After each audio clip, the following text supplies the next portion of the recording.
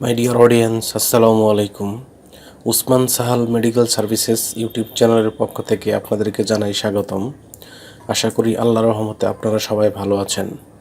বন্ধুগণ, আজকের ভিডিওতে আমি আপনাদের সাথে ছোট বাচ্চাদের বা বাবুদের ঠান্ডা বা সর্দি, কাশি, অ্যালার্জি ইত্যাদি সমস্যার সমাধানে অত্যন্ত কার্যকর একটি সিরাপের নাম এবং এর দাম, গ্রুপ বা জেনেরিক নাম, প্রস্তুতকারক কোম্পানির নাম, খাওয়ার নিয়ম এবং এর সাইড এফেক্টস বা পার্শ্ব প্রতিক্রিয়া সম্পর্কে আলোচনা করব।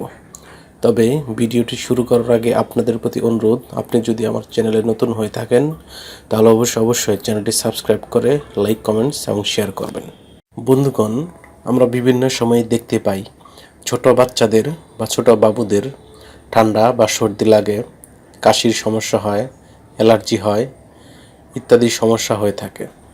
এইসব সমস্যার সমাধানে আমরা বিশেষজ্ঞ ডাক্তারের শরণাপন্ন হই এবং বিশেষজ্ঞ ডাক্তারগণ এইসব সমস্যার সমাধানে যে সিরাপটির কথা বলে থাকেন বা তাদের প্রেসক্রিপশনে লিখে থাকেন তার নাম হলো অ্যাড্রিল সিরাপ।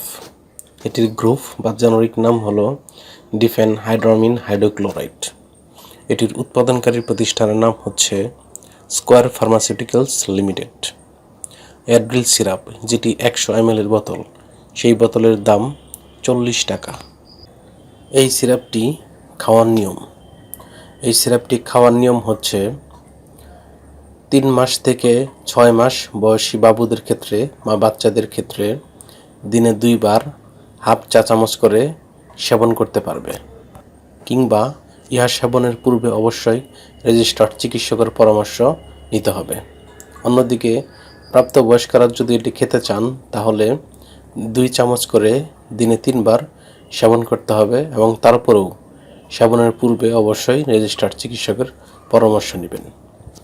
এই সিরাপটি সেবনের পর সামান্য কিছু সাইড এফেক্টস বা পার্শ্ব প্রতিক্রিয়া দেখা দিতে পারে, যেমন নাক ও গলা শুকিয়ে যাওয়া, মাথা ঘোরা, বমি বমি ভাব বা বমি হওয়া, ক্ষুধা মন্দা ইত্যাদি সাইড এফেক্টস বা পার্শ্ব প্রতিক্রিয়া দেখা দিতে পারে।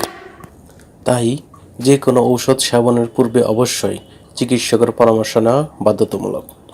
এই ওষুধটি বা সিরাপটি আলো ও তাপ থেকে দূরে ঠান্ডা এবং শুষ্ক স্থানে রাখতে হবে এবং শিশুদের হাতের নাগালের বাইরে রাখতে হবে এবং যে কোনো ঔষধ ক্রয়ের পূর্বে অবশ্যই ঔষধের উৎপাদন তারিখ এবং মেয়াদ উত্তীর্ণের তারিখ দেখে নিতে হবে। ধন্যবাদ।